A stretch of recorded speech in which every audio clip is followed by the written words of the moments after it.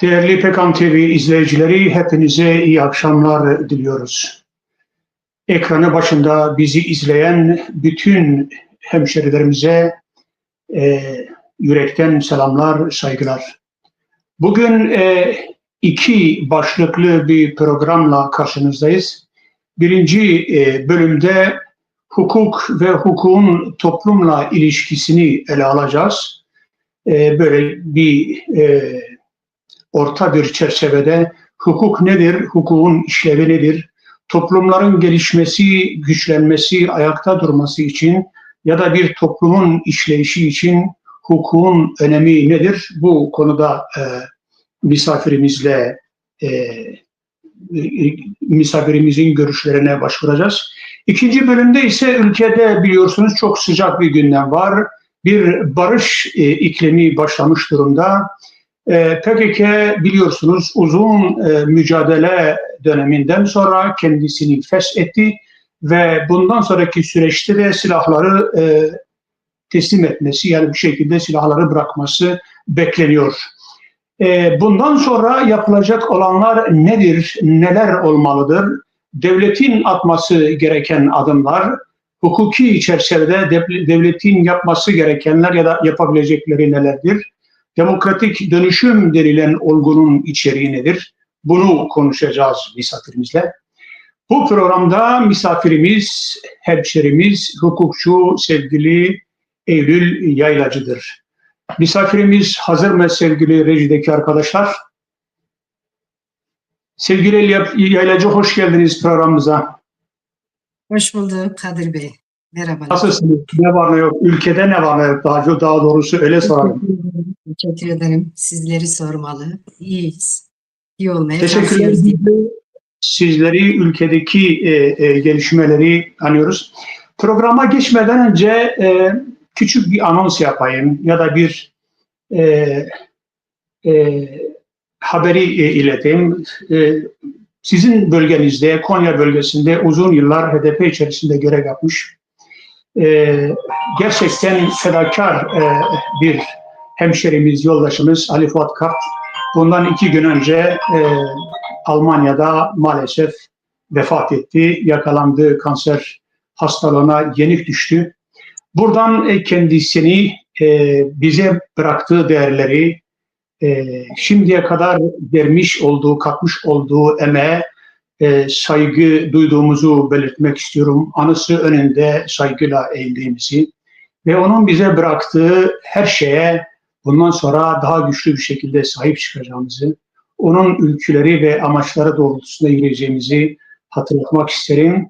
Ailesine ve sevdiklerine başsağlığı dilerek başlayayım programa.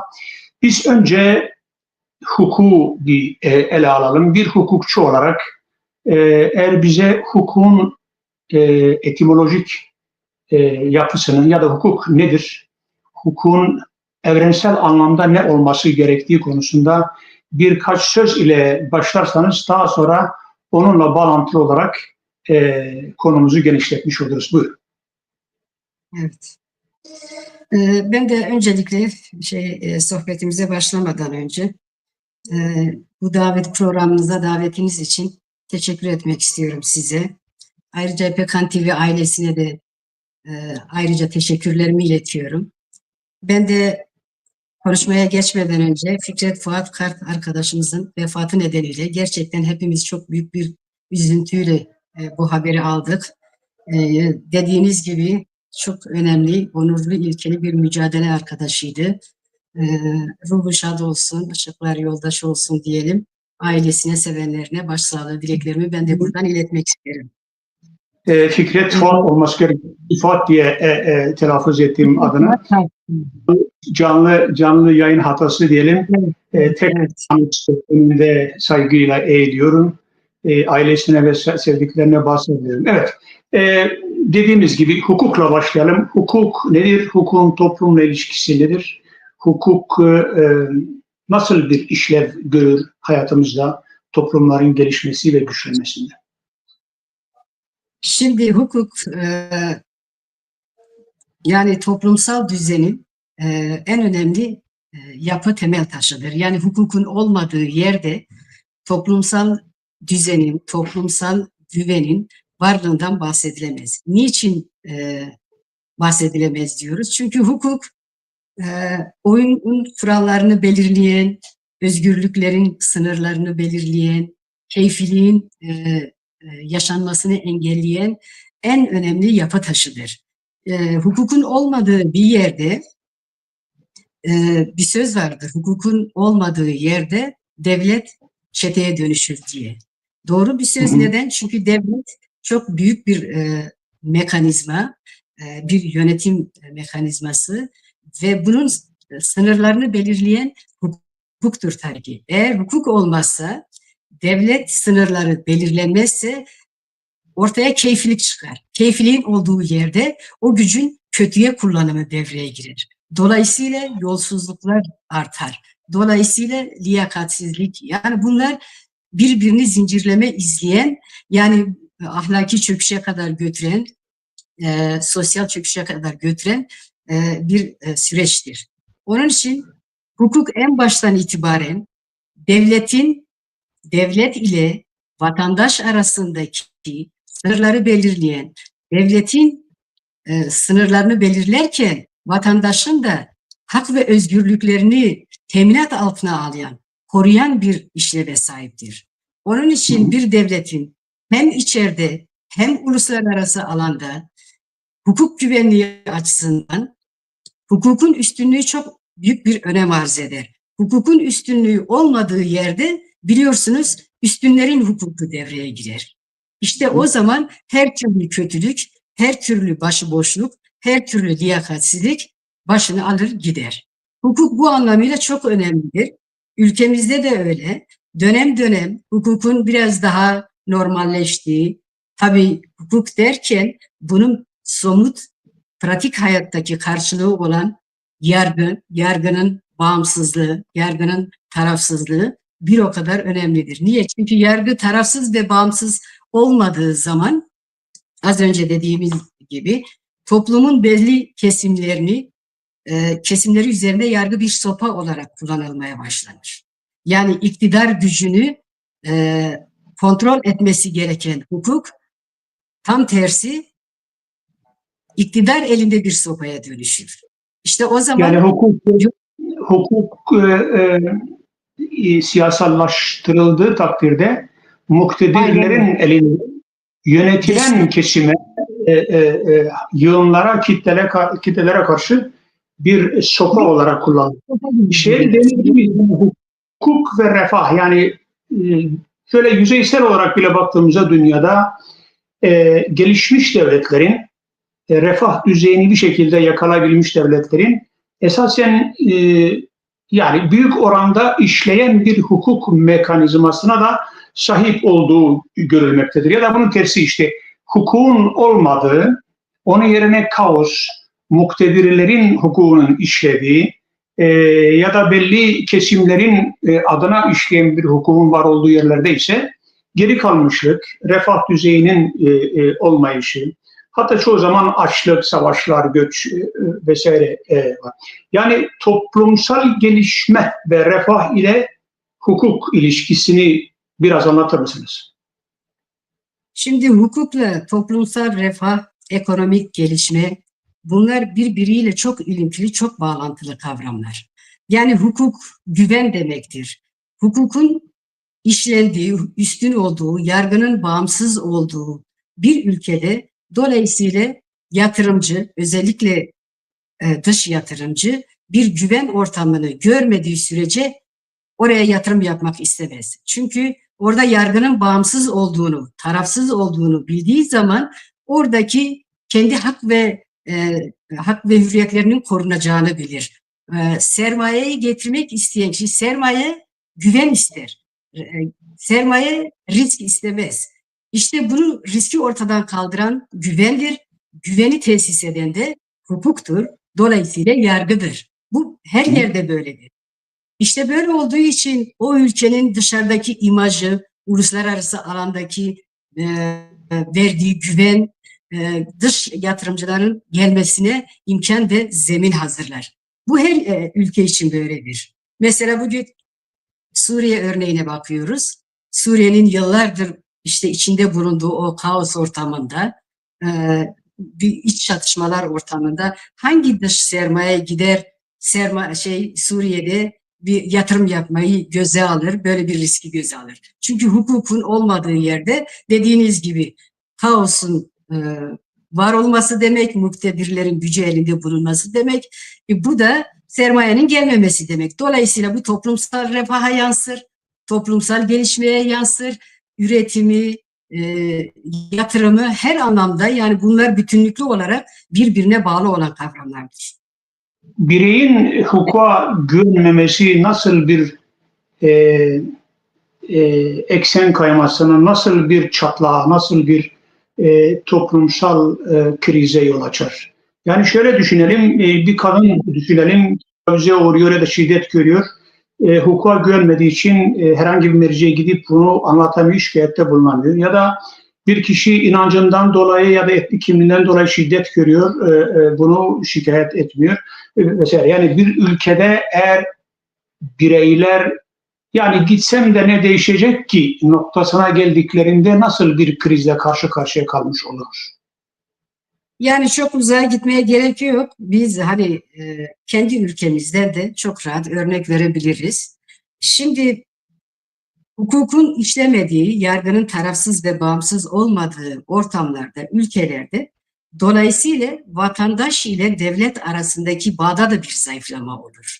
Yani vatandaş kendisini hem toplumuna hem ait olduğu topluma ve ait vatandaşı olduğu devlete karşı o hukukun belirlediği güvenlik nedeniyle, verdiği hukuki teminat nedeniyle o aidiyet duygusu gelişir. Kendini o topluma ve o devlete ait hisseder. Yani aidiyet duygusunun güçlülüğünün temelinde de yine hukuk vardır. Yani şunu demek istiyorum. Eğer toplumsal bağlar o anlamda zayıflayan, hukukun ve güven ortamının olmadığı ülkelerde, ortamlarda bu bağlar doğal olarak zayıflar. Vatandaş, o ülkenin yurttaşı güveni başka yerlerde aramaya başlar. Nitekim bizim ülkemizde son yıllarda artmakta olan bu beyin göçü olayının da temelinde yine bu yatmaktadır. Yani eğitimli, nitelikli insanların burada işte kendi yaratımını, kendi üretimini mesleki anlamda olsun ya da geleceği anlamında olsun, bunu şartları ve zeminini bulamadığı zaman, öyle bir güven ortamına sahip olmadığını hissettiği ve o bağları, o devletle olan ilişki bağının zayıfladığı yerde geleceğini ne yazık ki başka ülkelerde aramak zorunda kalıyor. Bu açıdan yani toplumsal bağların güçlenmesi de yine hukukun temel unsuruna bağlıdır. Hukuk ve demokrasi ilişkisine de biraz değinelim ikinci bölümümüze başlamadan önce. Yani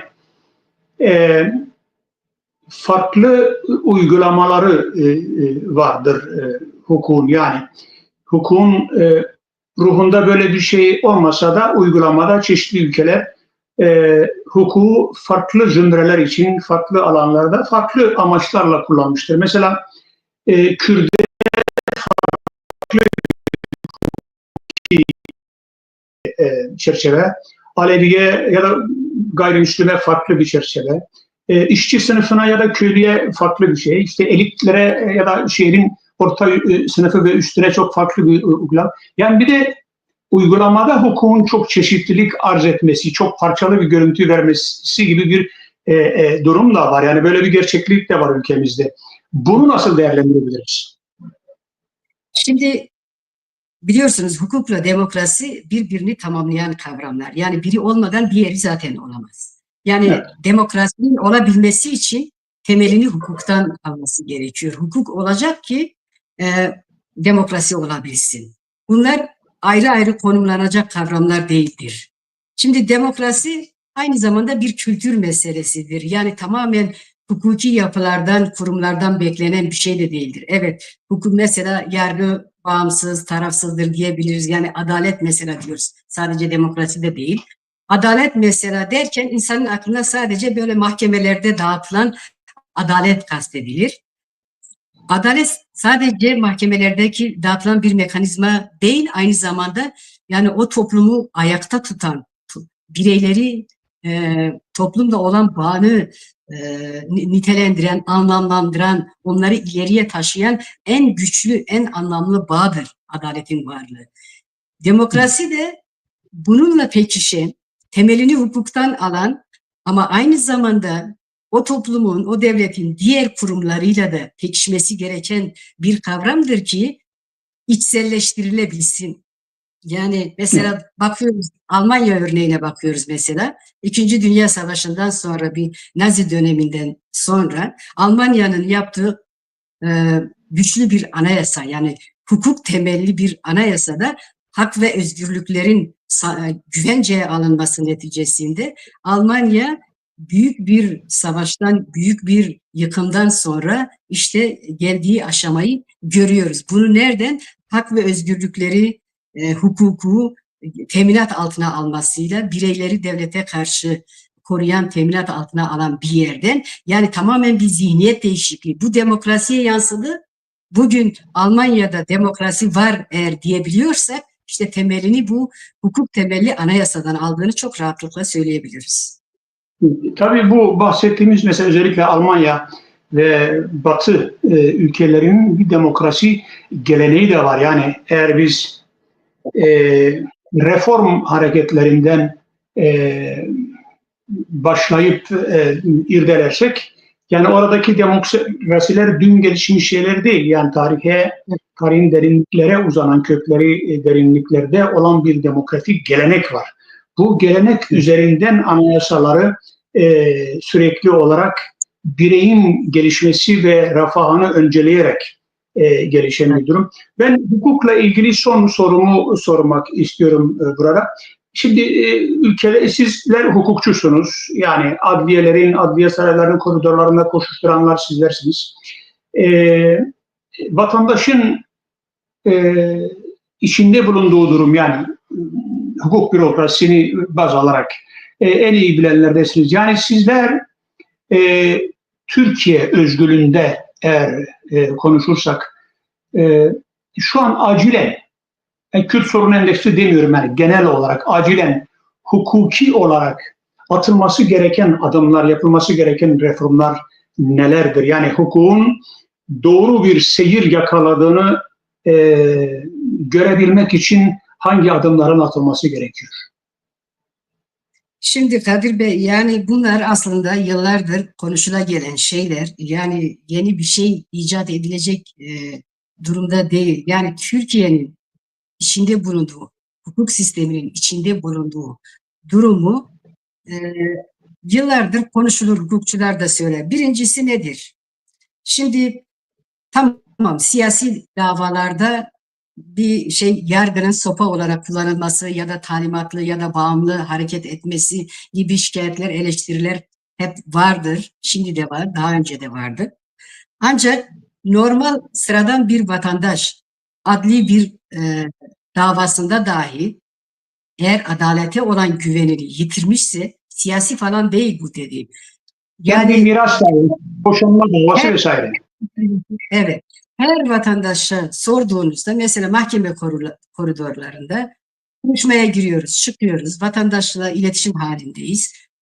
Anlatırken yani ilk söylediği cümle ne yazık ki bu oluyor. Yani işte adalete güvenimiz de yok ama bilmiyorum bu davadan bir şey çıkar mı çıkmaz mı? Yani bu artık böyle çok kanıtlanmış bir cümle haline gelmiş. Ya sadece siyasi davalardaki bu tutum bile toplumda böyle bir algıya neden olabiliyor. Yani siz belki bir kısmı üzerinde bunu yapayım, yoksa normal adamın tapu davası vardır, miras davası vardır, başka bir davası vardır. Bunun ya yargının talimatla hareket etmesiyle falan bir ilgisi yoktur. Ama toplumsal algı denilen şey çok önemlidir. Burada hukuka güvenin ortadan kalkması, adalete olan güveni yitirmesi, işte ne yazık ki ülkeyi bu hale getirdi. Ve sonuçları nelerdir? Sonuçları sadece adaletle sınırlı değildir. Bu ülkenin yurttaşı, vatandaşı kendi ülkesinde yatırım yapmaya çekinir hale gelir. Yatırım yapamaz. Parasını çeker. kendisini tamamen toplumsal bütün finans ilişkilerinden çeker. Niye? Çünkü o geleceği göremiyor. Bir şey alacağında alamıyor. Önünü göremiyor çünkü. Yani bir bütün olarak toplum, bir bakıyorsunuz toplumda yozlaşma, çürüme, ahlaki anlamda, sosyal anlamda, ekonomik anlamda, yani bu toplumun diğer bütün alanlarına sirayet etmiş oluyor. Onun için hukuk bir devletin temel yapı taşıdır diyoruz biz. Evet. Demokrasi dediniz, demokrasi de öyle, sözünüzü kestim. Demokrasi dediniz. Şimdi Türkiye'de de seçimler yapılıyor. Yani sadece Türkiye değil, işte birçok ülkede öyle seçimler yapılıyor. Yani dışarıdan baktığınızda şeklen bir demokrasi var. Seçimler yapılıyor. Ama çoğu ülkede görüldüğü gibi demokrasi dediğimiz o şeklinde olsa, yani o seçimden, o sandıktan sandık diktatörlüğünün çıktığını ya da çoğunluğun diktatörlüğünün çıktığını da kaç devlet burada sayabiliriz yani. Örneklerle doludur. Yani demokrasi her zaman sandık demek değildir yani. Evet, bizi izleyen bir seyircimiz Sayın Ebru Yılmaz sormuş. Sizce ülkemizde demokrasi ve hukuk var mıdır diye. Herhalde olsaydı biz burada bunu tartışmayacaktık. Hukuk ve demokrasi ağır yaralar almış olduğu için ya da büyük sorun yaşadığı için bugün burada bu gerçekliği tartışıyoruz. Programın ikinci bölümüne geçelim sevgili Eylül Yaylacı. Biliyorsunuz PKK bundan kısa bir süre önce kendisini feshedeceğini, varlığına son vereceğini ilan etti. Yani 52-53 yıllık bir mücadele ki bunun 40-41 yılı aktif silahlı eylemlilik dönemini kapsıyor. Bir şekilde noktalandı. Görüldüğü üzere bu karar Türkiye toplumunda da hem muhalefet hem iktidar kesiminde ve genel anlamda halkta da zaten Kürt toplumunda da büyük bir karşılık bulunmaktadır. Bu sürece kolay gelinmedi. Yani 41 yıllık süreçte bundan birkaç gün önce Türkiye'de bir bakan, Ticaret Bakanı sanırsam yapmıştı. Bu 41 yıllık çatışmalı sürecin Türkiye maliyetinin 3 trilyon dolar olduğunu açıkladı. Sırf işin mali boyutuna bakarsak bile korkunç bir manzara çıkıyor ortaya. Tabii her iki taraftan da on binlerce belki yüz binlerce insanın canına mal olmuş bir çatışmalı ortam. Harabaya dönmüş köyler, yakılıp yıkılan şehirler, göçe zorlanan insanlar, bir savaşın beraberinde getirdiği yıkım her neyse hepsi bizim coğrafyamızda yaşandı. Şimdi böyle bir noktaya gelindi. Bunun nedeninin içini çok tartışılabilir. Belli noktalar bizler için net de değil ama bildiğimiz bir şey var. PKK bundan sonra bulunmayacak. PKK silahlı mücadelesi diye bir şey olmayacak. Bu çok önemli bir adım. Ve Kürt toplumunda çok büyük bir beklenti var. Yani bundan sonrası devlete ait. Yani Kürtler ya da Kürt mücadelesi üzerine düşeni çok radikal bir düzeyde, çok büyük bir kararla yaptı. Bunu dünyaya deklare etti ve çok da ses getirdi. Bundan sonra devletin yapması gerekenler, devletin atması gereken adımlar var diye çok büyük bir beklenti var Kürt toplumundan. Bir hukukçu olarak, siyasetçi olarak sizlere sormak istiyorum. Demokratik dönüşüm kavramını çok kullanıyorum sıkça ki bence en uygun kavramlardan bir tanesi. Demokratik dönüşüm için devletin atması gereken adımlar nelerdir? Kısa vadede bu adımların yani ilki diyelim ya da en çok beklenilen olanı hangisidir? Bu konuya değinirsek ve birinci bölüme böylelikle başlarsak programın akışı içerisinde konuyla ilgili diğer sorularım da olacak size. Şimdi Kadir Bey, siz az önce doğru bir söz söylediniz. Dediniz ki demokrasinin varlığı böyle tepeden inme değil de daha çok tarihsel bir geçmişi olan bir kültür haline gelen bir kavramdır. Doğru. Yani demokratik dönüşüm diyoruz. bu şeyin, yani devletin demokratik dönüşüm yapma adımını atmasını bekliyoruz. Ama işte belirttiğiniz gibi bu demokratik adımların atılmasının bir arka planı olması lazım. Ki bunlar atılabilsin. Günlerdir demeyelim, yani 1 Ekim'den eğer alıp gelirsek, Bahçeli'nin meclisteki konuşmasından alıp gelirsek 6-7 aydır bu konu konuşuluyor ve 2013-2015 yılları arasındaki çözüm sürecine oranla çok kısa sürede çok büyük merhaleler aşarak, yani bir fesih noktasına kadar kısa sürede büyük gelişmelerin olduğu bir süreç Bir yaşanıyor. şey ekleyebilir miyim? Siz lafınızı kesin, bir şey eklemek istiyorum. Dün Hatip Dicle ile yapılan bir röportaj okudum ben orada. Çok önemli bir belirleme yapıyor. Diyor ki 2015'teki süreçte muhatap iktidardı. Ama şu Evet. anda muhatap devlet. Bu çok çok önemli. Yani çok çok farklı bir belirleme. Son cümlenizi duyamadım Kadir Bey. 2015'teki barış sürecinde muhatap, Kürt tarafının muhatabı iktidardı. Ama şu andaki sürecin muhatabı devlet. Partiler Evet, iktidar değil. Şu andaki karşı taraf devletin kendisidir diyor. Bence burada kavram açısından çok büyük farklılıklar var ve çok önemli bir şey. Şimdi bunu zaten herkes söylüyor ve çok da gizlenilecek bir durum değil. Yani çünkü yaşanılan süreçte bu çok belli oluyor. Devlet Bahçeli'nin burada ön plana çıkması, işte daha dün yazdığı bir tweette uzunca bu süreci tekrar anlatması. Yani evet, bu bir iktidar hamlesi değil. Muhatap da sadece iktidar değil. Bunu hepimiz, herkes biliyor. Bu tamamen uluslararası, yani daha çok bölgesel denklemlerden kaynaklı gelinen bir aşama. Bu devlet, evet, burada en önemli muhatap devlettir. İktidar da bu işin içindedir tabii ki. Ama sadece belki bir görev ya da rol paylaşımı yapılmış olabilir. Yani Türkiye'nin şu anki iktidarın niteliğine bakıldığı zaman e, Erdoğan'ın bu sürecin dışında olduğunu söylemek mümkün olmaz. Tabii ki bu sürecin içinde, tabii ki ondan habersiz gelişen bir durum yok. Ama böyle bir rol dağılımı yapıldığı ortaya çıkmış oldu. Yani çünkü ikisinin motivasyonu farklı. Yani Bahçeli burada farklı bir motivasyonla yaklaşıyor.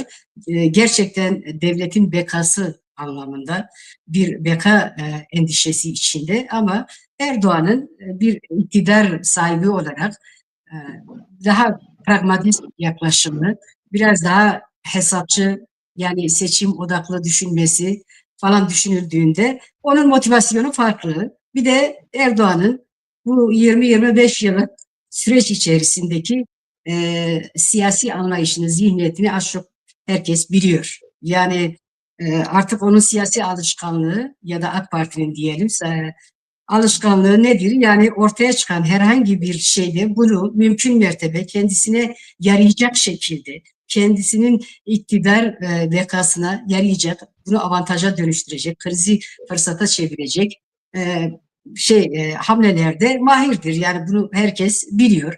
Ama tabii ki bu şeyin içindedir. Muhataplardan birisi de odur. Çünkü muktedir olan odur, iktidar olan odur.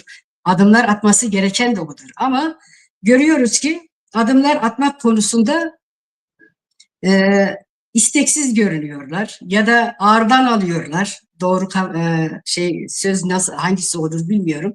Biraz bunu geciktirmeye çalışıyorlar. Bunun da sebebinin Suriye'deki gelişmelerle çok bağlantılı olduğu zaten ortada. Suriye'deki gelişmeler hala rayına oturmuş değil. Orada her gün değişen denklemler var. Oradaki dinamikler henüz stabil hale gelmiş değil yani.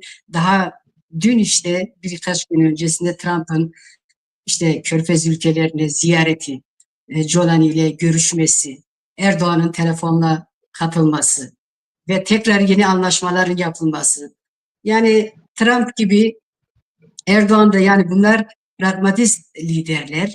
Nerede avantaj varsa hem karar değiştirebilen, bugün bu kararı verdiyse yarın değiştirebilen liderler oldukları için bunlar bu süreci, eğer mümkünse Rojava'daki Kürtlerin bu statü durumunu onlara bir şey vermeden ya da verilecekse de çok az bir şeyle bu durumu kurtarmak niyetiyle hala bunun peşindeler. Onun için burada içeride atılacak adımları geciktiriyorlar. Biz ne kadar az, yani siyaseti tamamen bir al-ver ilişkisine dönüştürdükleri için, yani çok şey alalım karşıdan ama ne kadar aza razı edebilirsek onunla bu işi bitirelim hesabı ne yazık ki dönemsel dar hesaplara sıkıştırılmış durumda. Ama bu durum ülkeye çok kaybettiriyor. Yani çok ülkeye Evet. kaybettiren bir durum, bir yaklaşım. Bunun Bir, aslında farkında bir durum var sevgili Eylül. Yani barışın bir dili olmalı. Yani bir iklim e, yerleştirmek istiyorsanız, bir değişim gerekiyorsa ve buna inanıyorsanız, hareketleriniz, tavırlarınız, siyasi faaliyetleriniz, hatta diliniz buna göre olmalı. Yani mesela bakanın birisi çıkıyor diyor umut hakkı diye bir şey yok. Biz böyle bir şeyi tartışmıyoruz. Diğeri Eğitim Milliyeti Bakanı çıkıyor ertesi gün diyor ki Kürtçe konusunda devletin yapması gereken her şey yapılmıştır. Bundan sonra bizden bir şey beklenmesin gibi bir şey içerisine gidiyor. Ya da öyle çok kaba değil. Mesela televizyon kanallarında halen terör örgütü, bebek katili bilmem şu bu. İşte silahlarını tek tek teslim edecekler. Ondan sonra da her biri bir yere gidecek. Nereye giderse gitsin gibi şey var. Yani itibarsızlaştırıcı, küçümseyici, hatta yaralayıcı, yani karşı tarafı biraz rencide eden bir dil yapısı, bir üslup var. Umarım bu değişir. Eğer tekrar şeye geçersek, yani bundan sonra, yani gelinen aşamada süreci göz önünde bulundurursak, devletin atması gereken adımlar nelerdir? Gördüğüm kadarıyla toplumda en çok konuşulan şeylerden bir tanesi cezaevlerinin boşaltılması. Yani 20 bine yakın Kürt şu anda siyasi nedenlerden dolayı cezaevlerinde tutuluyor. Bu insanların bir an önce cezaevlerinden salıverilmesi gerekiyor. Ki çoğu 20 yılda 25 yıldan fazla bir süredir oturuyor ve içlerinde çok sayıda da hasta insan var. Yani ilk önce cezaevleri boşaltılmalıdır gibi bir beklenti var. Siz ne diyorsunuz bu konuda? evet. Şimdi zaten atılacak adımlar çok belli, konuşuluyor. Niye? Çünkü 27 Şubat çağrısında işte federasyondu, idari özellikti, kültüralist haklardı. Bunlar hepsi zaten yok denildi, açıkça yok denildi. Geriye zaten bunlar olmayınca geriye ne kaldı? İşte cezaevinde bulunan insanların tahliyesi, bu siyaset ifade özgürlüğü nedeniyle içeride olan binlerce insan var. Ondan sonra dediğiniz gibi hasta tutsaklar var. Bugün sayısı 1600, 1700, 2000'e yakın hasta tutsak var. Yani şu an Türkiye'de 400'ün üzerinde 405 kadar şey var, cezaevi var. Ve bunların doluluk oranı şu an %140'ları geçmiş durumda, doluluk oranı. Yani hakikaten. Ve Adalet Bakanlığı'nın sayfasında gördüm sanırım ya da bir açıklamasında 2025 yılı içerisinde 11 cezaevi daha yapmayı ve bunların 2 yıl içinde, yani bugünden 2027'ye 2 yıl içerisinde bu yeni yapılan cezaevlerinin 23 milyar liraya mal olacağını, yani maliyetin büyüklüğünü görüyor musunuz yani? Ekonominin kaynaklarının akıtıldığı yerleri söylemek açısından söylüyorum. Yani ve bu cezaevlerinin 220 ile 227 kadar sadece bu iktidar döneminde yapılmış. Yani bir niyet okuması var. Mesela devlet şu anda yapısal anlamda, işlevsel anlamda hazır mı böyle bir şey yapmaya? Yani toplum hazır mı buna? Çünkü gördüğümüz kadarıyla özellikle ulusalcı, Türkçü tarafından çok güçlü bir mukavemet var şeye karşı, baro sürecine karşı. Evet, yani şimdi bu kadar önemli, bu kadar ciddi bir konuda, işte az önce söylediniz, 50 yıllık bir çatışma sürecinden sonra yüz binleri bulan kayıplar, ölümler, göçler, yani cezaevleri her anlamda, yani ekonomik boyutu, siyasi boyutu, toplumsal boyutu, her anlamda bu ülkeye ve Kürt halkına kaybettiren böyle bir yani geldiğimiz nokta tabii ki toplum fazlasıyla sarılması da çok doğaldır. Toplum buna hazır. Aslında iktidar da hazır. Yani hazır olmadığından değil, sadece istekli değil. Yani istekli olmaması da şundan kaynaklı. Geciktirmeye çalışıyor. Biraz seçim dönemine yaklaştırmaya çalışıyor. Verilecek hakları bir anda değil de peyderpey bunu her birini o günün koşulları ve konjonktürüne uygun şekilde yapmaya, bunun zeminini hazırlamaya, kendince bir takım hamaset siyasetiyle iç şeyi takip etmeye çalışıyor. Kendi siyasi hesap kitap işlerinden dolayı, yoksa tabii ki hazırlar. Hazır olmayacak bir şey yok. Niye? Çünkü bugün bir infaz kanununda yapılacak bir düzenlemeyle çok rahat binlerce insan içeriden çıkabilecek. Yani bugün hasta tutsakları içeriden çıkmak için bir yasal düzenlemeye bile gerek yok. Yani bu kayyum siyasetini, bu kayyum rejimini kaldırmak için bir değişikliğe bile gerek yok. Mevcut var olan yasaları, uygulamaları zaten bunun için yeterlidir. Var olan mevcut kanun kayyum ata demiyor ki zaten. Yani şöyle bir paradoks var ama amaç önemli. şöyle bir paradoks da var. Yani Kürt sorunu aynı zamanda bir demokrasi sorunu. Yani Kürt sorununu çözebilecek olan iradenin demokratik bir irade olması gerekiyor. Barışı gerçekten arzulanması,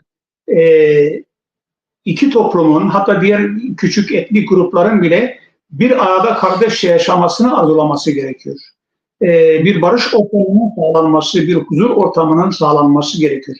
Şimdi demokratik düşünmeyen, demokratik işleyişe uzak, demokrasi gibi bir kaygısı olmayan siyasi bir iradenin Kürt sorunu gibi demokratik bir karakteri taşıyan bir sorunu çözme gücü olabilir mi? Yani Kürt halkının, çocuklarının ana dilinde eğitim görmesi bir demokrasi sorunudur. Böyle bir hak verilecek mi? İnsanların düşüncelerinden dolayı cezaevlerine girmediği bir şeyi düşünelim. Bu bir demokrasi sorunudur. Yani kendi düşüncesini özgürce dile getirebilme. Yani demokratikleşme konusunda, hani programın başlangıcında dile getirdik ya, demokratik dönüşüm. Siz bu konuda, hani aslında biraz söylediniz, yani geciktirmek istiyor, çok da gönüllü davranma gibi. Ama böylesine radikal bir dönüşümün gerçekleşebileceğine inanıyor musunuz bir siyasetçi olarak? Şimdi zaten bu işi demokrasi adına yapmayacaklar. Demokrasi dediğiniz gibi bir kültür meselesi, bir içselleştirme meselesi. Demokratik dönüşüm isteyen bir iktidar önce toplumu buna hazırlar. Toplumu hazırlamak da zor bir şey değildir. Bugün parlamentoda var olan bütün siyasi partiler, çünkü Türkiye'nin kültürü gereği, yani kuruluş kodları gereği, ne yazık ki, yani belki batılı medeni ülkelerde farklı olabilir ama Türkiye'de siyasi partilerin temsiliyet temsiliyet etkileri ve bunun topluma düşümleri çok etkin bir durumdadır. Yani şunu demek istiyorum. Siyasi partiler kendi tabanlarını çok kolay bu dönüşüme hazırlayabilirler. Ama bakıyoruz, hiçbir siyasi partinin, ki bu sürecin muhatabı olan iktidar partisi de öyle, kendi tabanını bu demokratik dönüşüme hazırlama anlamında hiçbir girişimi yok. Buna ihtiyaç da duymuyor. Yani zaten bunu terörsüz Türkiye adı altında adlandırmasının sebebi de bu. Yani onların derdi demokrasi değil. Onlar diyor ki biz terörü bitireceğiz, terörsüz bir Türkiye'yi biz gerçekleştireceğiz diyor. Biz 3-5 tane hak ana dilinde konuşur, cezaevinden işte insanlar çıkar, işte bir iki iyileştirmeyle bu süreci böylece kapatmış oluruz. Yani demokrasi dediğiniz gibi böyle tepeden inme olacak bir şey değil. Ama şöyle olabilir. Eğer gerçekten bir takım yasal düzenlemeler olursa, böyle ucuz bir siyaset yapılırsa yarın başka bir örgütün ortaya çıkmayacağı ne belli? Yani Kürt halkının halk olmaktan kaynaklanan meşru talepleri var. Bunlar karşılanmayacaksa yarın tekrar bir rahatsızlığın, bir sıkıntının ortaya çıkması çok muhtemel o zaman. Yani Siz hastalığı tedavi etmiyorsunuz. Ağrı kesici verip sadece ağrıyı dindirmiş oluyorsunuz. Aynen öyle. Siz de takip ediyorsunuzdur. Her gece, her akşam işte Türkiye televizyonlarda konuşmalara baktığınız zaman ortaya çıkan manzara bu. Yani biz bu manzarayı gördüğümüz için söylüyoruz. Yani adamların öyle bir derdi yok.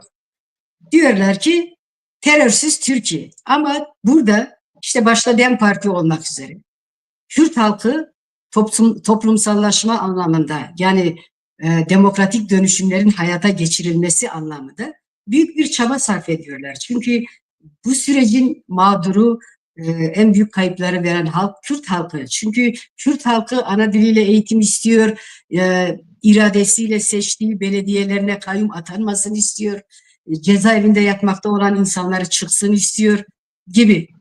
Şimdi devlet tarafı da öyle bir noktaya geldi ki yani 100 yıllık Cumhuriyet'in kuruluşundan bu yana gelinen aşamada mesela konuşmalara bakıyoruz diyorlar ki zaten Kürt halkının demokratik hakları verilmelidir. Yani bunu en karşıda konumlanan kişi de artık bunu söylüyor.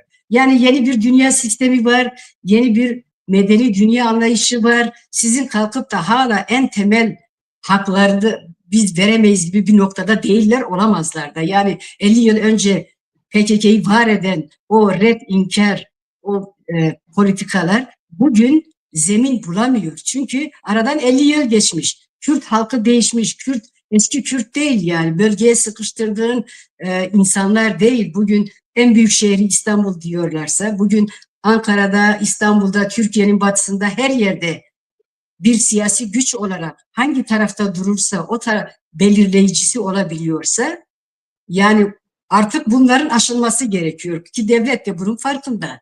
Yani bugün PKK'nın feshi konuşulduğu zaman da mesela ne deniliyor?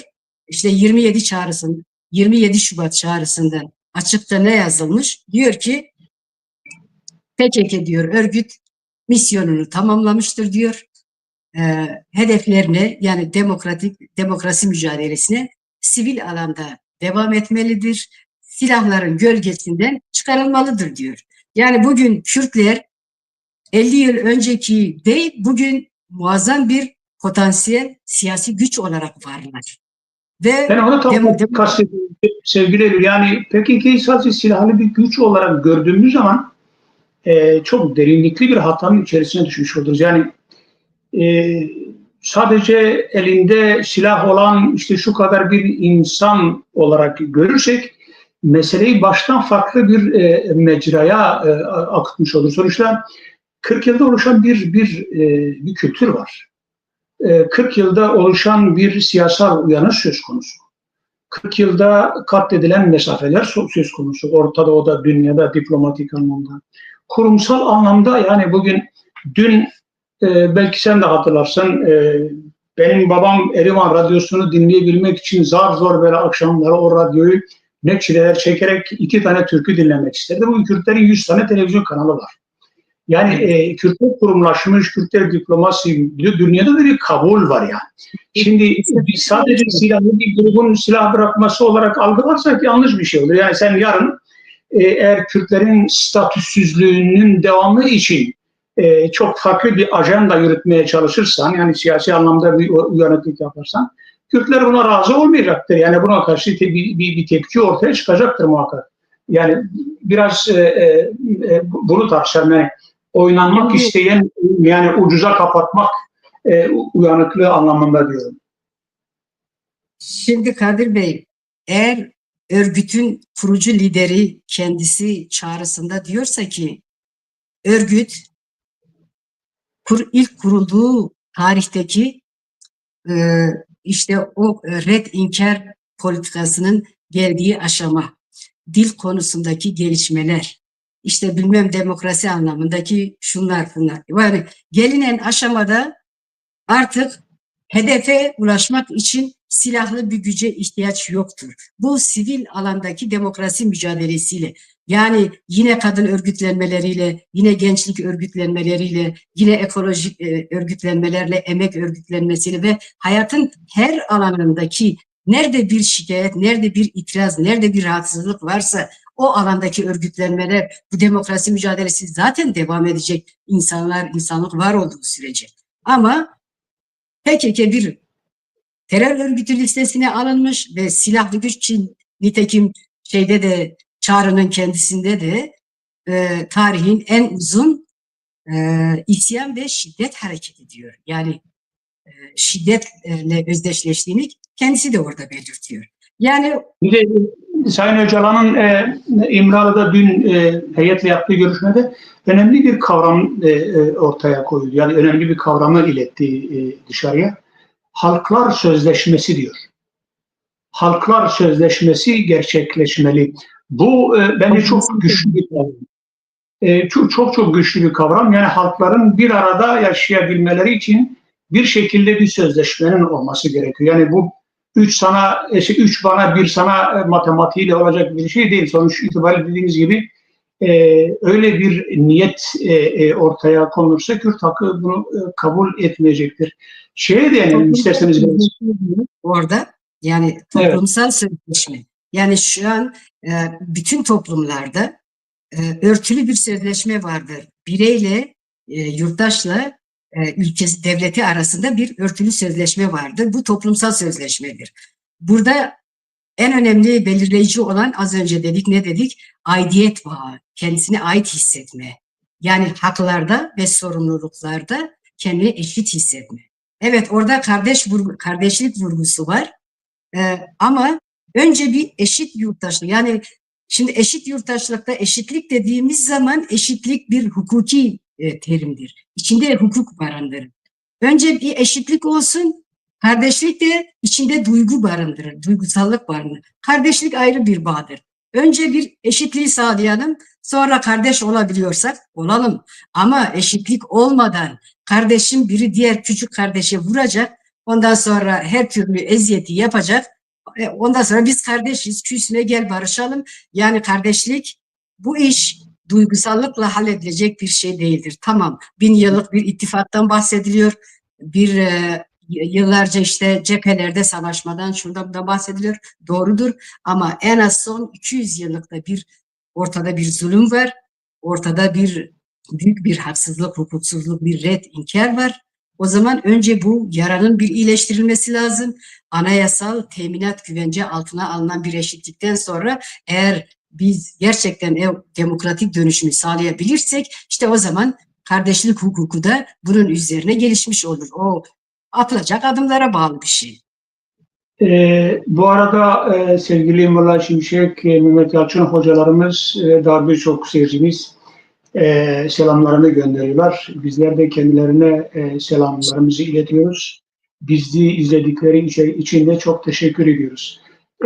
Sürece gelelim tekrar. 2015 yılındaki süreçte ya da 2015'te son bulan ya da bir önceki barış sürecinde her şey şeffaf bir şekilde toplumun gözü önünde gelişiyordu.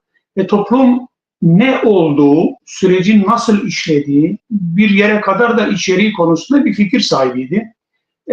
Yani izlenen süreci takip etme ve kendince yorumlama gibi bir imkana sahipti. Şu an bunun tersi bir durum var. Yani gerçek anlamda devlet ile PKK aslında nasıl bir süreç yürütülüyor, neler konuşuluyor, bir anlaşma var mı yok mu, geleceğe dair neler öngörülüyor. Bu konuda çok fazla bilgi yok. Onun için de her iki toplum da büyük bir merak içerisinde ki insanın sonuçta merak etmek bizler için çok güçlü bir duygu. Bilmek isteriz. Sizler siyasetçi olarak, toplumun içinde insanlar olarak insanlara gittiğinizde bu süreci nasıl anlatıyorsunuz? Süreç için destek istediğinizde halkın neyi desteklemesi gerektiğini söylüyorsunuz? Ya da insanların meraklı sorularına hangi tatmin edici cevaplarla gidiyorsunuz? Şöyle, şimdi bu süreçlerde yani böyle uzun yıllara yayılmış çatışmalı süreçlerde bu çözüm aşamalarına gelindiği vakit bir takım şeylerin kamuoyundan gizlenmek demeyelim de yani kamuoyu önünde yapılmaması, biraz daha arka planının hazırlanması, o zeminin oluşturulması aslında anlaşılır bir şeydir. Yani bunun dünya deneyimlerine baktığınız zaman da aynı şeyi görüyorsunuz. Bu anlaşılır çünkü bu tüm süreçlerin provoke edilme, yani sabote edilme şeyleri çok fazladır. Yani bu dışarıdan da olabilir, içeriden olabilir. Onun için devletin bunun önlem alması anlaşılırdı. Ama bu süreç biraz olgunlaştıktan sonra, bir aşamadan sonra artık bir şeffaflık ilkesinin devreye girmesi lazım. Nitekim işte 7 aydır 1 Ekim'den bu yana bu süreç devam ediyor. Şimdi yeni artık işte dün mesela Bahçeli söyledi, parlamentoda, mecliste bir komisyon oluşturulsun denildi. Yani artık bu işi meclise taşıma e, aşamasına gelinmiş oldu. Çünkü kamuoyuyla paylaşılmadığı takdirde zaten bu sürecin ilerlemesi mümkün değildir. Ama her ayrıntı paylaşılmak zorunda kalınılmayabilir, doğrudur. Ama bu parlamentoda tartışıldığı zaman, yani çünkü bütün bir milletin iradesinin temsil edildiği yer olan parlamentoda var olan bütün partiler söz kurarlarsa, bunun üzerine bu süreci değerlendirirse, konuşurlarsa, böylelikle toplumun gazını alma, işte o derinleşmiş kutuplaştırmayı biraz daha normalleştirme anlamında bir mesafe alınmış olur. Zaten bu sürecin anayasal ve yasal altyapısını oluşturma anlamında çalışmalar başlayınca da zaten kamuoyu önünde bunlar yaşanacak, bunlar görülecektir. Şeye geldiğimiz zaman... Sevgili, buyurun. Ben anayasa konusunda bir sorum olacak. Siz bitirin, ondan sonra geçelim soruya. Sorunuzun devamı olan topluma bunu anlatma konusu. Yani gerçekten ben toplumun buna hazır olduğunu, çünkü şöyle, daha önceki çözüm sürecinden çok farklı bir şekilde seyrediyor. Yani örgüt hiçbir şey demeden ya kendisine, yani Öcalan'ın yaptığı çağrıya daha ilk ağızdan cevap verdi. Çağrıyı kabul etti. Kongresini topladı ve yaklaşık 50 yıllık bir örgütü feshetti. Yani şimdi silahları bıraktı diye kimse... Bir kocaman ama var. Yani 2015'ten sonraki süreci hepimiz hatırlıyoruz. Ne kadar büyük bir travma yarattığını, Kürtlerde ne kadar büyük bir kırılmaya yol açtığını, şu an bile insanların sürece ihtiyatla, çoğu zaman şüpheyle yaklaştığını da dile getirmek gerekiyor. Yani bir güvensizlik şeyi de var. Onun için ben dedim Dem Parti halka gidelim diye bir süreç başladı. Buyur. Yani sadece Kürtlerde değil, Kürt halkında da bu silahların gölgesinden kurtulma, şu anlamda diyorum. Çünkü bu devlet başından itibaren sivil siyasetteki insanlarda da olsun, normal her kim olursa, normal vatandaş ağzını açtığı zaman söylediği her şey terörize ediliyor ve kriminal hale geliyor. Yıllardır bunun çok büyük bedelini ödediler. Yurt dışından insanlarımız geliyor. Sosyal medyada en ufak bir paylaşımda, sıradan bir paylaşımda terörle bağlantı yapılıp bunlar kriminal hale geliyor ve her gün havalimanlarında yakalananlar, tutuklananlar, yani bu insanlar tamamen ifade özgürlüğü kapsamında kalması gereken çok sıradan bir paylaşımı propaganda suçunun unsuru haline getirip bu hale geldi. Yani Kürt halkı tamam, beklentileri var devletten. Tabii ki olacak, bu normaldir. Ama Kürt halkı da artık rahatlamak istiyor, bir nefes almak istiyor. Bu silahların ortadan kalkması onlara çok büyük bir potansiyel güç sağlayacak. Çünkü tam bunun için diyorum, devletin yani bunu pekiştirmesi için, halka bu güveni verebilmesi için acilen atması gereken adımlar var diye düşünüyorum. Bu noktada bir hukukçu olarak anayasayı düşünürseniz, anayasada yapılması gereken, yani süreçle bağlantılı olarak, Kürt toplumu göz önünde bulundurarak, anayasada yapılması gereken değişiklikler neler olabilir? Bir direnç de var, 6. maddeyi değiştirmeyi, şunu yapmayız gibi bir ulusalcılardan özellikle çok büyük bir anti propaganda da söz konusu. Kadir Bey, yani Kürtlerin rahatsızlık duyduğu ve değişmesini yıllardır dile getirdiği en önemli anayasal madde şu 66. maddesindeki vatandaşlık tanımı. Yani vatandaşlık tanımının değişmesi halinde, yani Türk devletine vatandaşlık bağıyla bağlı herkes Türktür cümlesi doğal olarak bu insanları, ya sadece Kürtleri değil, tamam, Kürt halkı büyük nüfusu nedeniyle burada çok önemli bir aktör. Ama Kürtler dışında da bir sürü başka azınlıklar da var bu devlette. Yani bu cümle öyle bir cümle ki bir etnik köken üzerinden, bir ırk üzerinden bir tanımlama olduğu için tabii ki rahatsızlık verir. Yani bu vatandaşlık tanımı en baştan yanlış bir tanım.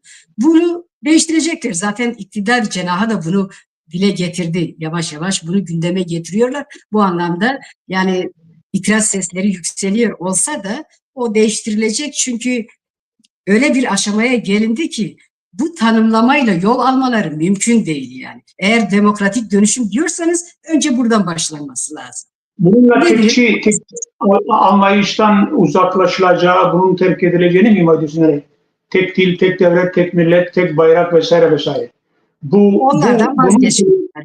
Bayraktı, dildi, tek millet, onlar hala işte mesela Cumhurbaşkanı Yardımcısı Mehmet Uçum da dün bir attığı tweette yine o 4 maddeyi, o 4 tek olan maddeyi sıraladı. Şimdi bunlar işin hamaset tarafı. Bunlarla çok fazla kafa yormamak lazım. Bu süreçte herkes, yani sonuçta onlar siyasi partidir, iktidardır. CHP'si kendi tabanını konsolide etmek, AKP'si kendi partisini tabanını konsolide etmek için böyle söylemler, böyle hamaset ya da blöf siyaset, bunlara çok fazla takılmamak lazım. Önümüze bakmak lazım. Bu bir demokrasi mücadelesidir. Çok önemli bir tarihsel eşiğe gelinmiş. Bu tarihsel eşikte bu fırsat Kürtlerden önce devletin kaçırmaması gereken bir fırsat. Bunu herkes biliyor. Devlet eğer bu fırsatı kaçırırsa, az önce siz ne dediniz? Bu tekçi anlayış devam ederse, bu zihniyet, bu kodlar, bu kurucu kodlar devam ederse, bugün PKK gider, yarın başka bir örgüt gelir.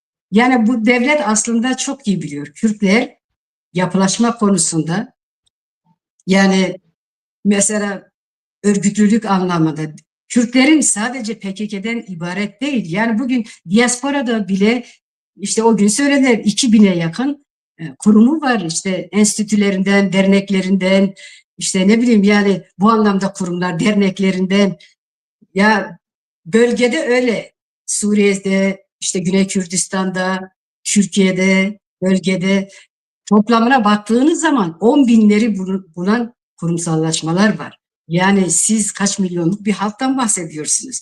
PKK'nın kendini fesiyle ne bu kurumsallaşmalar ne bu yapılar biter, ama eğer devlet aynı tekçi zihniyeti, aynı yaklaşımı ve tutumu devam ettiği takdirde, yani PKK'nın kuruluş aşamasındaki o red inkarcızm yine o zemine gelirse, işte o zaman kaos çıkar. O zaman çatışmanın dozajı daha da yükselir ve kaybeden devlet olur. Devlet bunun bilincinde olduğu için Bahçeli bu kadar kararlı, Bahçeli bu kadar ısrarcı davranıyor. Eylül Hanım, şunu sormak istiyorum. Yani bu barış sürecinin sadece devlet aklının devreye girmesiyle gerçekleştiğine mi inanacağız? Yoksa bu süreçte uluslararası hegemonik güçlerin de bir etkisi var mıdır? Ya da garantör düzeyinde herhangi bir güç var mıdır şu anda bizlerin bilmediği? Ya da sürecin nasıl işleyeceği konusunda bir şekilde işin içinde olan işte güçlü devletler, bölgedeki güçlü devletler dediğimiz devletler var mıdır? Çünkü Kürt toplumunda da bu çok tartışılıyor. Eğer bir garantör yoksa, güçlü bir devletin şahitliği çerçevesinde yürümüyorsa, yarın bu masa tekrar devrilebilir gibi bir şüpheli yaklaşım söz konusu. Sizce sürecin boyutunda başka güçlerin katkısı, emeği ya da etkisi var mıdır? Kesinlikle var. Burada hemfikiriz. Bunu zaten herkes dillendiriyor.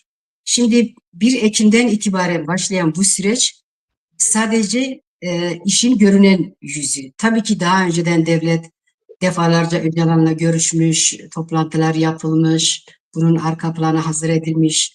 Yani burada bir ortak noktaya, bir ortak karara varılmış. Devlete uluslararası güçler, ki başta Amerika'sı olmak üzere, uluslararası güçlerden bu konuda, yani özellikle Suriye'deki denklemler, Rojava'daki durum, yani eğer Türkiye Suriye gibi, Irak gibi olmak istemiyorsa bu meseleyi halletmek zorunda kalan bir noktaya gelmiş. Ve bu nokta kendilerine söylemiş açıkça, bu net.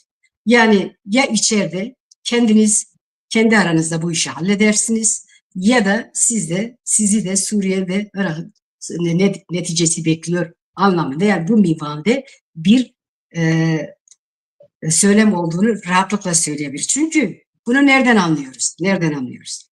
Şimdi Türkiye özellikle bu son iktidar döneminde, ki öncede de öyleydi. Yani kuruluş kodlarından alın gelin o kadar içselleştirmişler ki, yani Kürt'e bir şey vermemek, Kürt bir statü sahibi olmasın diye bu red inkarı, düşünün yıl olmuş 2025 ve biz hala ana dilde eğitimi konuşuyoruz.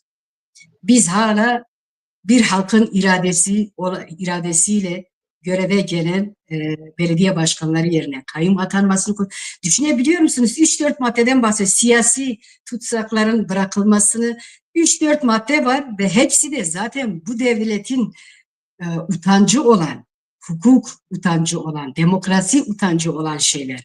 Devlet kendini normalleştirme, toplumunu normalleştirme, hukuki güvenliğini oluşturma, dışarıdaki imajını düzeltme gibi bir çaba, bir ihtiyaç içine girmiyor. Ama dışarıdaki o dış güçler diyorlar ki, yani senin de sorun böyle. İçeride hallediyorsan hallet, halletmiyorsan seni bu sonuç bekliyor. Öyle olduğu içindir ki 2013-2015 yıllarındaki çözüm sürecinde MHP o kadar bağırırken Devlet Bahçeli, yani hatırlayınız neler neler söylüyordu. Yani Erdoğan için söyledikleri, Öcalan için söyledikleri, Kürt halkı için söylediği o kadar üst perdeden şeyler söylüyorlardı ki bugün idam ipi atıyorlardı meclise. evet, bugün o en karşıda konumlanan partinin liderinin gelip bu sürecin başlatanı olması zaten bunun dış güçlerin etkisi olduğunu gösteriyor.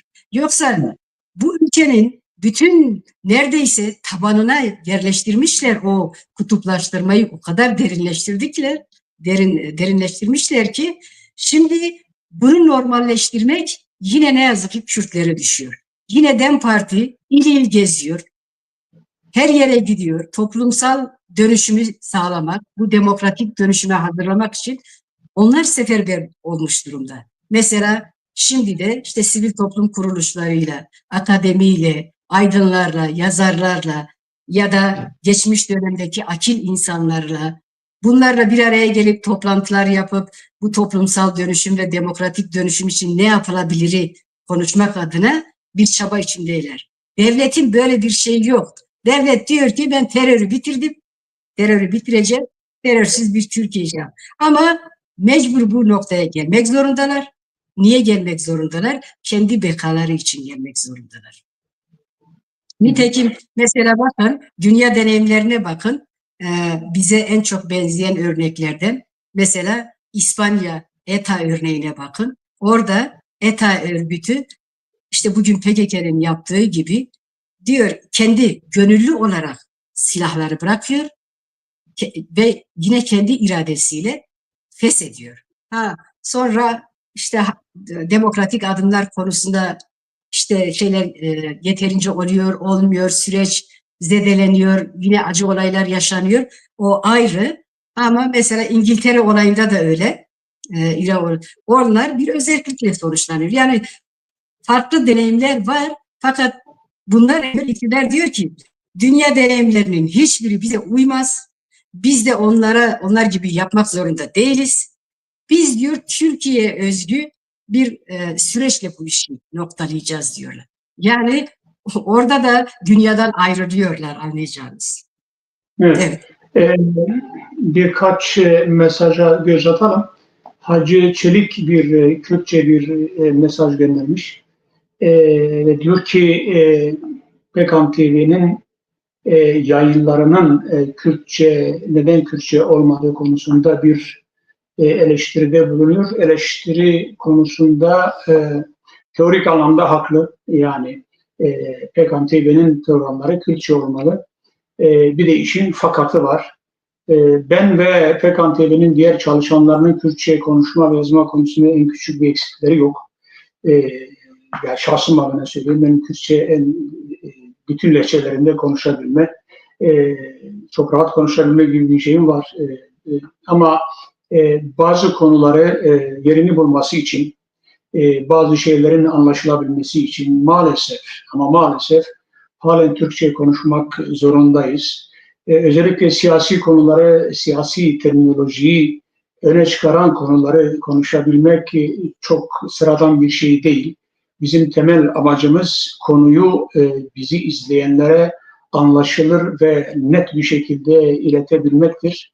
Bu anlamda kimi zaman Türkçe yayın yapmak zorunda kalıyoruz ve bu bir süre daha böyle devam edecek gibi görünüyor. Ama Pekan TV'nin Kürtçe yayınları da var. Belli konularda sadece Kürtçe yayın yaptığımız birçok programımız da vardır. Bunu böyle şey yapalım. Tahir Uluşeker aranan muhatap bulundu mu gibi kısa bir mesaj yazılmış.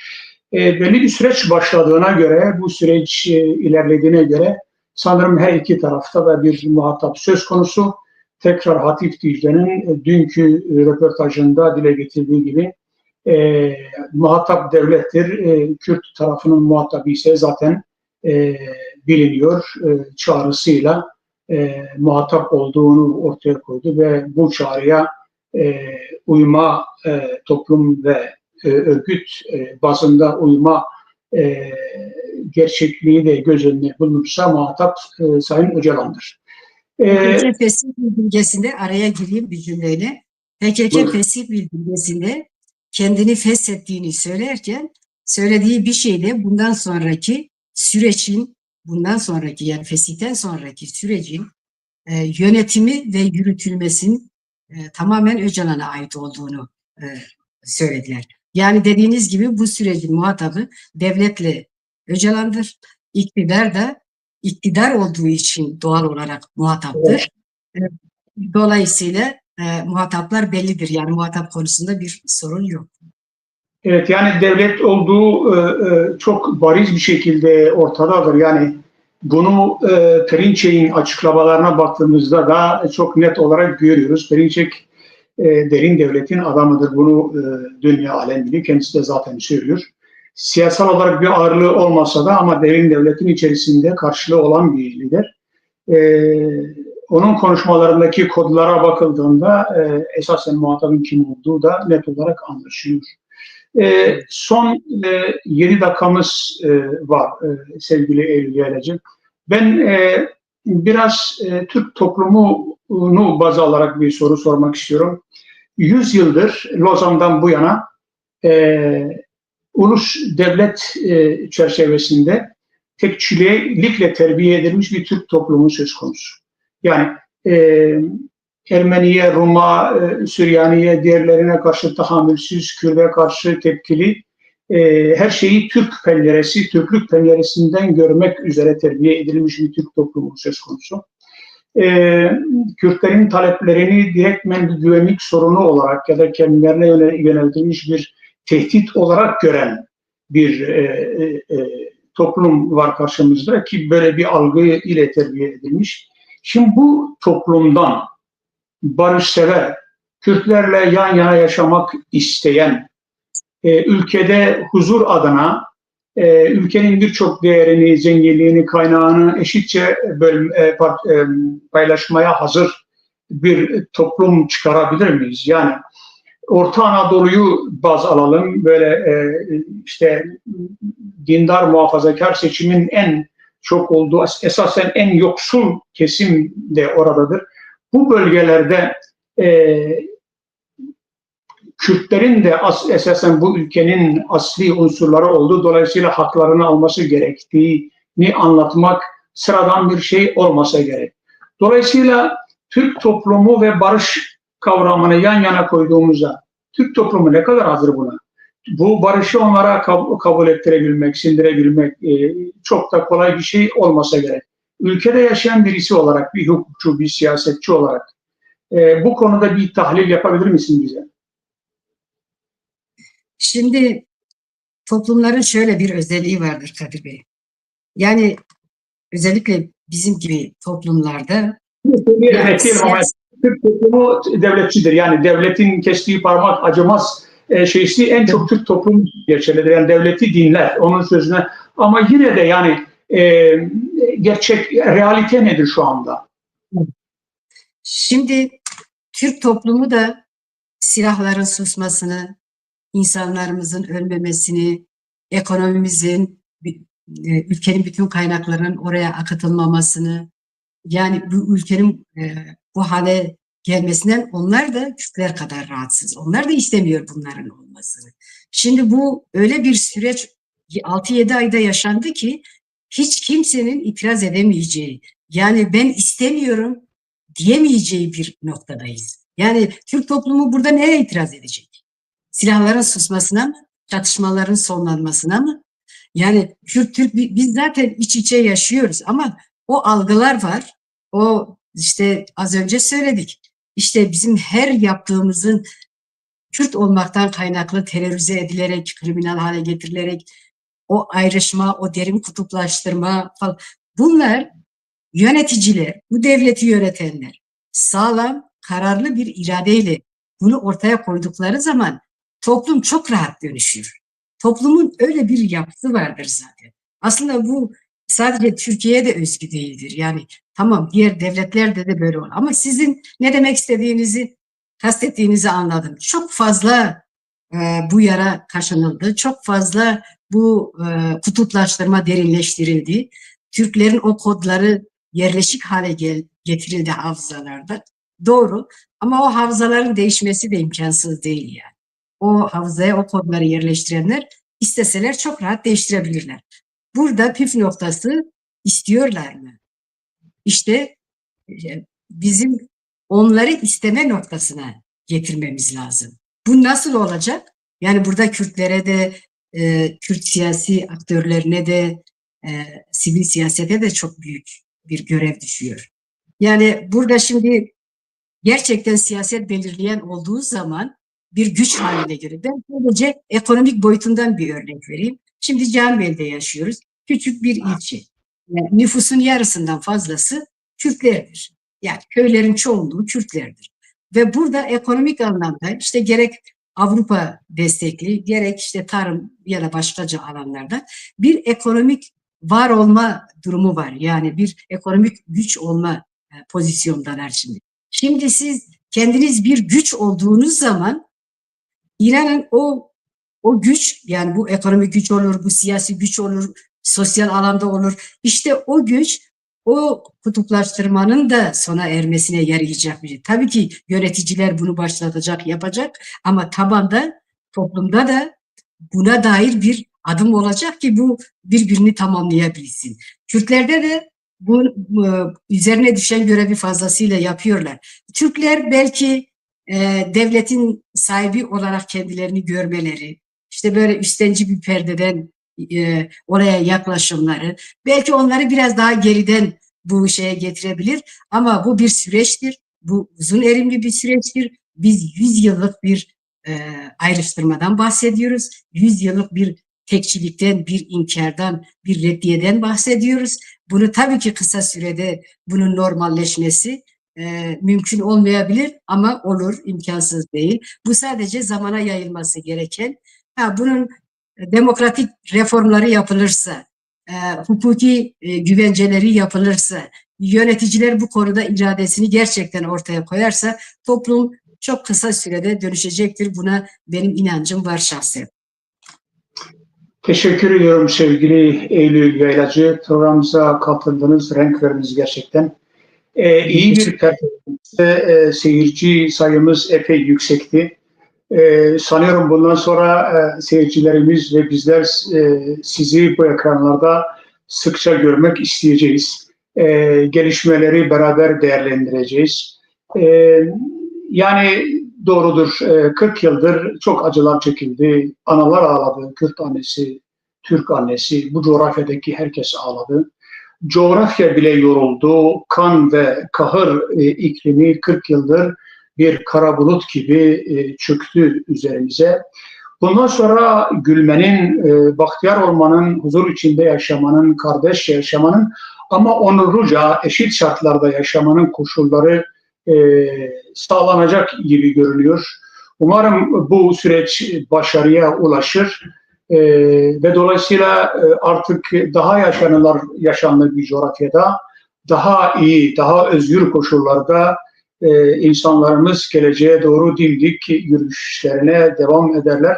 Tekrar teşekkür ediyorum. Son bir şey söylemek ister misiniz? Ben de teşekkür ediyorum. Bizi dinleyen, izleyen herkese selamlarımı iletiyorum.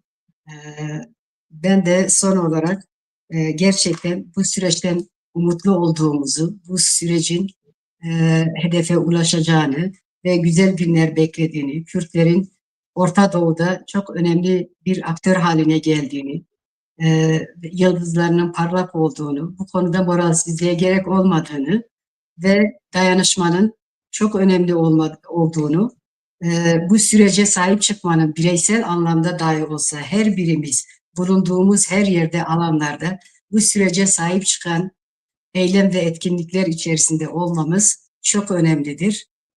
Biz istedikten sonra mutlaka olacaktır. Ben de herkese iyi akşamlar diliyorum. Sevgili seyircilerimiz, Pekan TV'nin bugün yayınlamış olduğu, bugün yayınladığı program burada sona ermektedir. Bizleri izlediğiniz için teşekkür ederiz. Ülkedeki sorunları tartışmaya açtık. Bizim coğrafyamız, bizim toprağımız, bizim ülkemiz, bizim çocuklarımız, bizim annelerimiz, bizim kaderimiz. Bunu tartıştık. Bunu ve geleceğe dair hayallerimizi, umutlarımızı masaya yatırdık. Umarım bu 1 saat 15 dakikalık süreyi size layık bir şekilde geçirmişizdir. Pekan TV'ye üye olunuz. Pekan TV'nin yayınlarını izleyiniz. Yayınlarımızı paylaşınız. Bir dahaki programa kadar esen kalın, sağlık ve mutlulukla kalın.